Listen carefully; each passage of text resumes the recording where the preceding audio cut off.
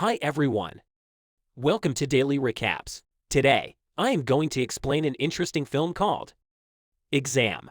Enjoy the video and take care. At the beginning of the movie, 8 candidates are shown they are ready for a hiring examination for a profitable corporate job.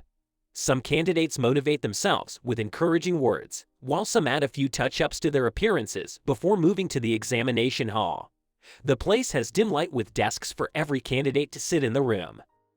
Room also has cameras to monitor the candidate activities. After the 8 of them are seated, a guard with a gun enters the room, which makes the candidates nervous. He is followed by a man who doesn't tell them his name and simply introduces himself as the invigilator. He then apologizes to them for the hardships they have faced to reach this room, revealing that the candidates have passed all the previous hiring processes and are the finalists. If they pass this last test, they will be getting the jobs of their dreams. So as per the test rule, the invigilator claims that no federal law applies in the examination hall and candidates are supposed to follow only the law of the exam. Candidates not allowed to communicate with the guard or the invigilator. So, in case they leave the exam room intentionally or accidentally, and if they walk out of this room for any reason, then they are disqualified. Candidates will have 80 minutes to complete this test. There is only one question on the paper that they need to answer. Invigilator then asks them if they have any questions to ask. When no one answers, he wishes them luck, starts the timer, and walks out. The candidates turn their question papers and see that it is completely blank. All of them look at each other with confused faces. As time passes, they get more nervous. Hence, candidate number 2 starts writing something on her paper. She thinks she is eligible for the job. The camera in the room zooms into her paper, and the guard gets message to throw her out because she has ruined her paper. She begs for a second chance as the guard locks the doors on her. A while later, number 5 realizes that the rule says they cannot talk to the invigilator and the guard, which means they can talk to each other. He tells the others the candidates same thing, making them believe that they will have to work together to find what the question is before they find the answer. The group discusses several ways they can pass the test, but all of them are just as very confused. Throughout, candidate number 1 doesn't speak at all. One man tries to introduce himself, but number 5 suggests they give each other pet names so they wouldn't have to reveal their true identity. He goes on to name candidate number 1 deaf because he hasn't spoken yet. Then, the guys are named brown, black, and white according to their race, and the girls are named blonde, brunette, and dark according to their hair colors. After this, White suggests they get up from their seats because there is no such rule that says that cannot. He takes a chance and gets up. To everyone's delight, the guard stays put, meaning that they can move around freely. Dark believes that the questions are written down on paper with invisible ink or a watermark. They all agree and test the theory, but do not know how to. Dark then gets up and uses the lights in the room to see if something is written on the paper. Although nothing is visible, she still insists everyone check their own, because the question could be in just one of them.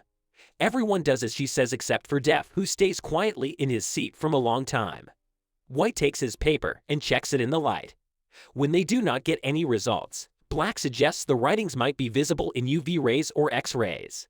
The group then starts looking for a switchboard to see if there is an option to turn on other kinds of lights. When they do not find one, they start to look for the source of such light themselves. Deaf doesn't help them whatsoever and nervously stays on his seat. Blonde finds strips of emergency lights in the room. But since there are no switches, the group has to break all the other light bulbs to create an emergency and trigger the lights. Brown retaliates that they cannot take such a risk. So, they vote on the matter and eventually decide to go forth with the plan. After breaking all the light bulbs in the room, it suddenly glows blue because of the emergency black light. Everyone starts to look for the question in the paper, except for Deaf. But they are disappointed again because they cannot see the question. Brunette asks everyone to remove the first layer of the strip light because they aren't lit. This might give rise to UV rays which can help them. They use the woman's heels to break the strips and reveal another form of light. Though, they are again met with disappointment because these lights do not work either for them.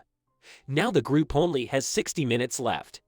Then frustrated White asks everyone to think of alternatives. As they brainstorm ideas, White registers that they can do anything to number two's paper since she is already disqualified. So, they gather around her desk and try erasing the paper with a pencil. Still, no question comes forth. White then tears her paper into sections, so that they can use them to experiment with different methods. Next, he pees on one of the papers to see if it is liquid activated. Though, that doesn't work either. Black and White get into a heated argument while discussing what they should do next, but they stop after hearing Def cry. He's silently in his seat while the others watch him in amusement. After that, the man starts to blabber in French. He asks them if they can see something in the paper and claims that the paper reflects their image. They do not think much about his blabberings and get back into discussing ideas. Everyone falls dead silent when Brown speaks. He proposes a theory of his own, claiming that they are not in an exam but are in some kind of betting show. The board members of the company have placed bets on who will crack under pressure, and purpose of them being here is for their entertainment only. Dark thinks that the board members probably have better things to do with their time, but according to Brown, money is the least of their concerns. With the amount of money they have in their life, the board members probably live for the risks. Now, everyone comes forward with their own ideas. Some claim that the invigilator might be behind this, while others say it might be the CEO. They begin to crack under pressure and insult each other. Brunette confidently says that there are no people watching them because the CEO is hands-on in the company. He has all of the company's rights and power over everyone. It is clear that she knows more about the company than anyone else. Brown asks her how she knows so much about the CEO. It turns out that Brunette is already working for the company in HR, but has never seen the CEO. She applied for a higher job, and now she is here. White then reveals that he was headhunted and offered the job. But the other says that they applied for it. One thing they have in common is that they do not know anything about the company and what it does because they were told not to ask any questions. Brunette then explains that they are applying for a famous multi-million pharmaceutical company named Birog. Few years ago, when a pandemic spread among young people of the world, they were the first ones to find the cure. Currently, their yearly turnover is $25 billion, all because of their CEO. Suddenly, Black suggests that the company might have found a cure to the newest deadly disease that has been killing millions of people around the world. Dark is suddenly intrigued and asks Black more about it. This makes White suspicious, so he asks Dark if she is also infected by the virus.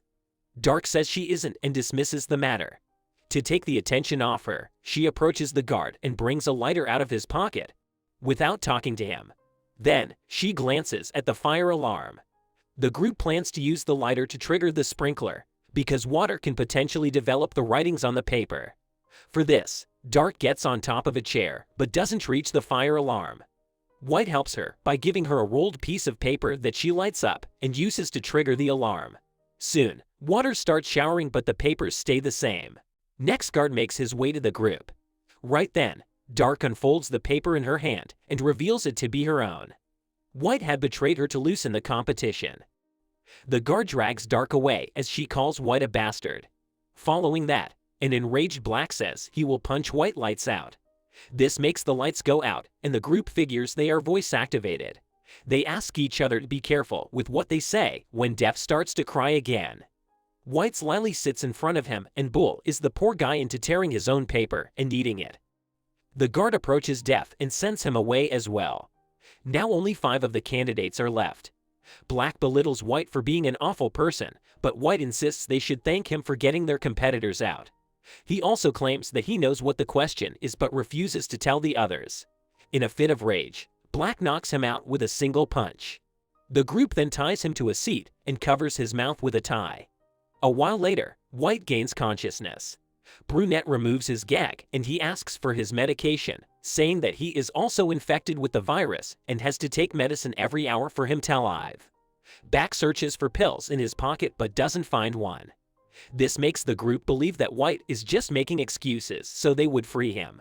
However, White claims that one of them has taken the pill and promises to tell them what the question is if they give it back. Soon, he loses consciousness again and starts to tremble. Some believe he is faking, but Balk says that he is getting a seizure because of the virus. They start looking for the pill he was talking about but cannot find it in the room. With only 15 minutes left on the timer, they check each other for the pill. Brunette suspects Brown for taking it and is proven right when she finds the pill stuck to chewing gum under his table. She tries to feed it to White, but Brown throws it into a vent. As the others try to get it out, a stressed brunette goes in front of the camera and asks the invigilator to save the man. But since she talked to the invigilator, she is immediately disqualified. After she is gone, Blonde brings the pill out with a bobby pin and saves White's life. She also undoes him in the process. After he recovers, everyone asks him for the answer he promised. White reveals that the answers are the candidates themselves. They have been searching for a question all this time, but White thinks that there is no question, and the one who is left at the end is the answer. The rest of them believe him, but before they can act, White runs to get the gun from the guard. Black pushes him aside and acquires the gun himself. He points it at White, who confidently claims that he won't shoot anyone.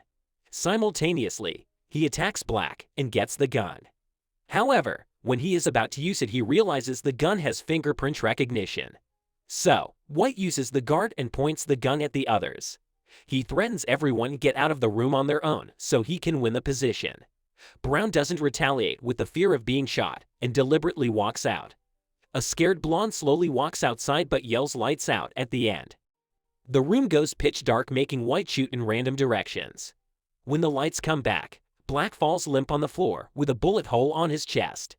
White looks around and sees Blonde still has a foot inside the room. He is about to shoot her as well, but notices that the timer has stopped. Now, White walks to the camera and tells the invigilator that he is the winner of the competition. The guard approaches him and shows him the time. White is in shock to see they still have 20 seconds left, meaning that he is disqualified for talking to the invigilator. It is then revealed that Def had changed the time when they were busy discussing other things. At last, the only one left is Blonde. She walks into the room and picks up Def's glasses that had fallen while he was being taken out. Using those, she looks at the paper and sees question 1 written on it. To her uttermost surprise, Def enters the room, revealing that he is the CEO of the company and was in the test to keep an eye on everyone. Blonde walks up to him and says no. The CEO and the invigilator smile, seeing that she has figured out the question and passed the test. It turns out when the invigilator asked them if they had any questions at the beginning of the test, it was the only question they had to answer. The whole exam was set to test these candidates' intelligence and attentiveness. They hire Blonde as the SO's secretary, but she doesn't accept this job because she doesn't want to work with an organization that kills people without any reason. The invigilator reveals that Black isn't really dead, and that the bullet he got hit with is a capsule that heals the wound after penetrating the body. It is actually the magical medicine they have recently manufactured, which can cure any disease in the world. At last, Blonde accepts the job, and the movie ends as she shakes hands with the CEO. That's all from the movie. If you want more interesting videos like this, then like and subscribe to Daily Recaps. See you again. Take care.